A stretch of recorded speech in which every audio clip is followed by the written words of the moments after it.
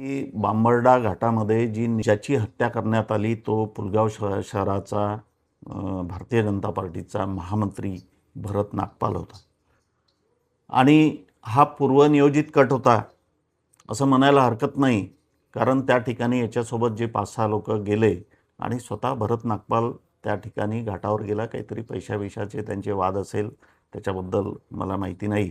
पण त्या ठिकाणी गेल्यानंतर घाटामध्ये गाडी उतरवल्यानंतर त्या ठिकाणी JCP आणि पोकलँड लावून रस्ता बंद करायचा आणि तलवारीने हल्ला करायचा आणि त्यानंतर भरत नागपालला तलवारीने हल्ला केल्यानंतर पाण्यात बुडून बुडून मारायचं, मेला की नाही म्हणून पाहायचं.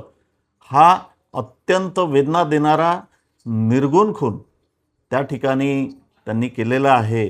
सुरुवातीला मी चंद्रपूर SP सोबत ज्यावेळेस बोललो त्यावेळेस त्यांनी सांगितलं की साधारण 20 ते 22 लोक त्या ठिकाणी होते अशी प्राथमिक माहिती आहे.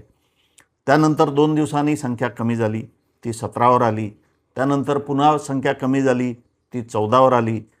मला याच्यामध्ये कुठेतरी तपासामध्ये सुद्धा काहीतरी गडबड वाटतंय, म्हणून मी या महाराष्ट्राचं अधिवेशन चालू आहे या अधिवेशनामध्ये पॉईंट ऑफ इन्फॉर्मेशन हा विषय त्या ठिकाणी लावला आणि त्या ठिकाणी CIDची चौकशी होण्यात यावी, निपक्ष चौकशी होण्यात यावी आणि दोषींवर कारवाई करावी या संदर्भामध्ये मी सभागृहामध्ये मागणी केली.